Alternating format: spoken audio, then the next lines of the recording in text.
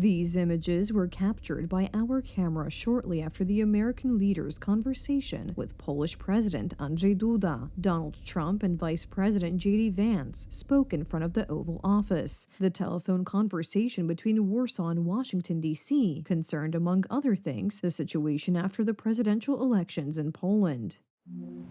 I assured President Trump that Karol Nawrocki's victory in the Polish elections guarantees the continuity of the country's policy in its key dimensions, especially in terms of continuing excellent transatlantic relations and close cooperation between Poland and the United States, both institutionally and personally with President Trump. President Donald Trump is leaving the White House and will soon fly to New Jersey aboard Marine One. It has been a busy week. Talks with the leaders of Germany and China, and with Putin. The week's schedule also included congratulations for Karol Nawrocki, because the elections in Poland are an important event for the current White House administration. That is why, moments after the election results were announced, the U.S. president wrote on his social media, "Trump ally wins in Poland, shocking all in Europe, according to Newsmax. Congratulations to Poland, you picked a winner." Donald Trump did not hide his satisfaction, as he had already supported Karol Nawrocki during the election campaign. And I was reading the reports about how the Polish people felt about this man, and they felt like he was putting the needs of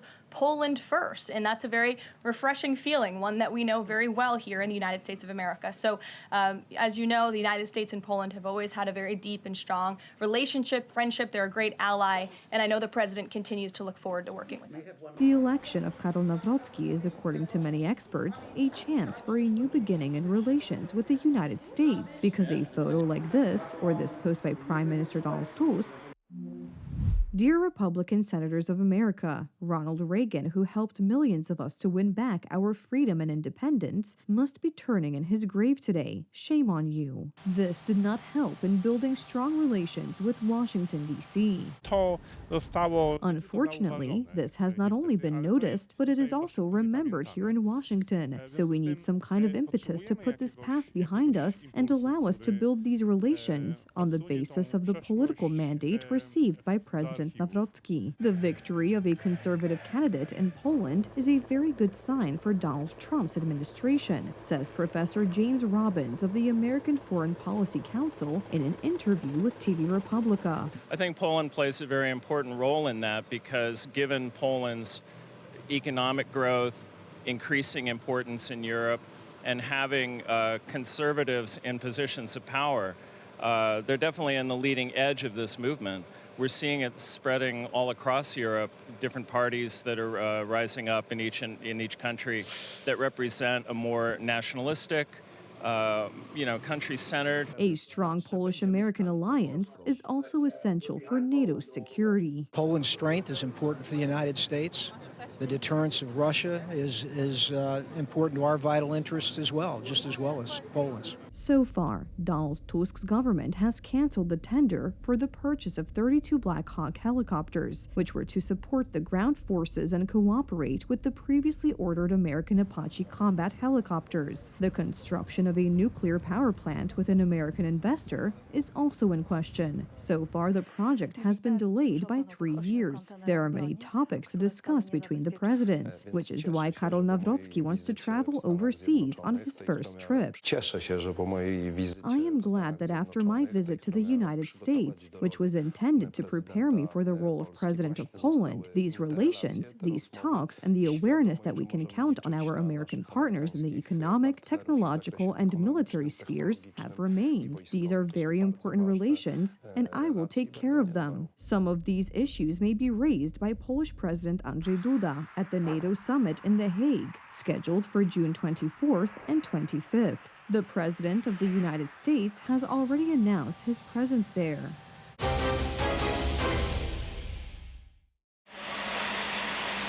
This was Russia's largest attack on Kharkiv since Putin's aggression against Ukraine began. Bombs, rockets, and drones fell on the city, striking several apartment buildings. At least 3 people were killed, and dozens were injured. Kherson was also attacked, with casualties and injuries reported there as well. This was a cynical Russian attack on ordinary cities. Over 400 drones and over 40 missiles were used. A significant number were shot down, but not all of them. And unfortunately, not everyone in the world condemns such strikes. And this is exactly what Putin is exploiting. He is buying himself time to continue the war.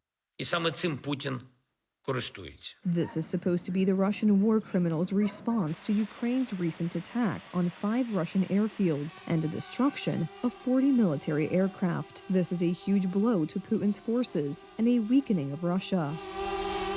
Perhaps another blow is coming, this time in the form of new U.S. sanctions. I would expect next week that the Senate will start moving the sanctions bill.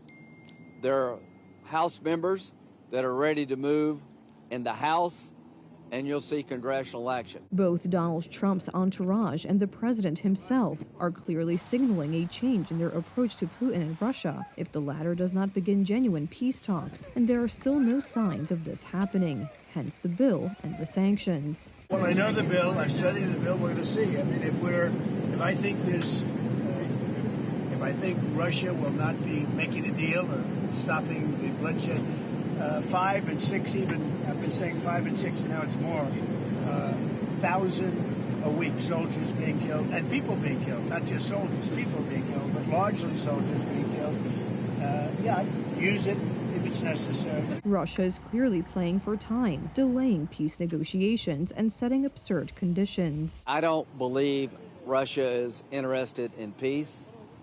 As we speak, they're building up their forces along Ukraine's border for a counteroffensive in the summer or the fall. The United States is clearly signaling that it sees Russia's plans and game, and its response could be very painful for Putin. The burden is on Vladimir Putin. And right now, let's be very blunt, he's playing the United States for a stooge. Americans don't like to be made fools of. But that's what he's doing. Clearly, obviously, prolonging and playing for time, stonewalling and stalling and stringing out the President of the United States. Americans won't stand for. There are many indications that instead of peace, the Russians are preparing for a new massive strike on Ukraine, as evidenced by the large number of Putin's troops amassing in the border areas. A senior Ukrainian official has reported that the Russian military intends to occupy half of Ukraine by the end of 2026. It is highly unlikely that Russian forces will be able to make such significant progress in such a short time, given Russia's current offensive capabilities and assuming that Western aid to Ukraine continues. There is no doubt that Russia is arming itself and systematically increasing its attack capabilities, including attacks on NATO countries. A few days ago, as part of exercises in the Baltic Sea, it deployed 20 ships, including 4 carrying caliber cruise missiles with a range of 1,500 kilometers. The exercises officially ended yesterday.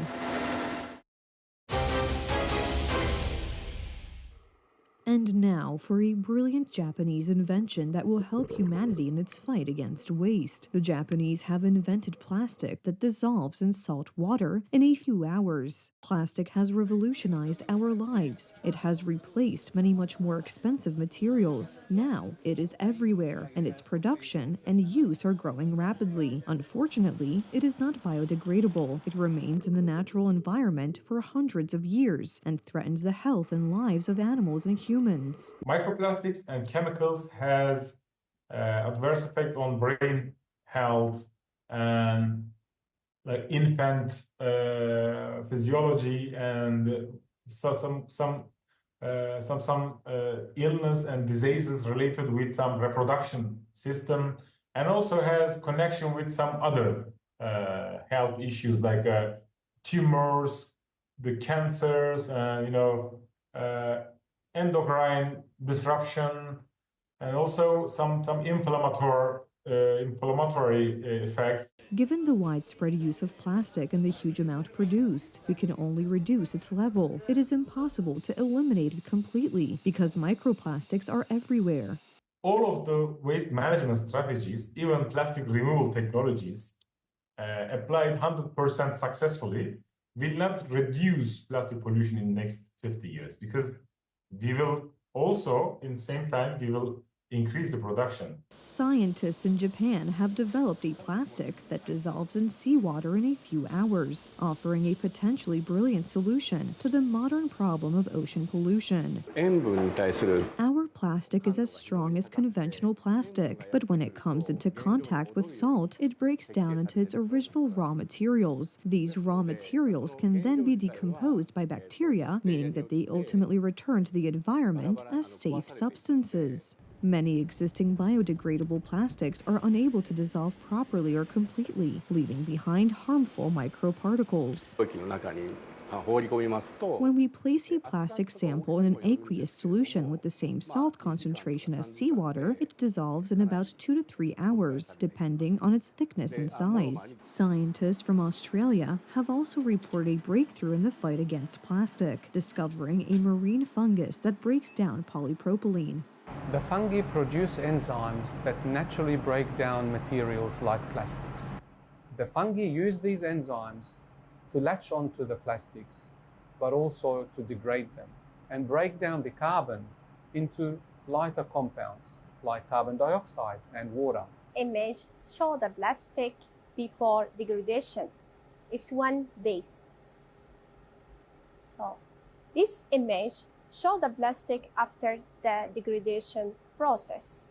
As you can see here, the plastic starts to broken after few weeks. Although plastic pollution is a global problem, it is most visible in less developed countries in Africa and Asia. While microplastics travel to every corner of the world by sea, nanofibers or microfibers drift in the air. Traces of microplastics and microfibers can be found on the summit of Mount Everest and in the Mariana Trench. Piotr Kieraga, Republika.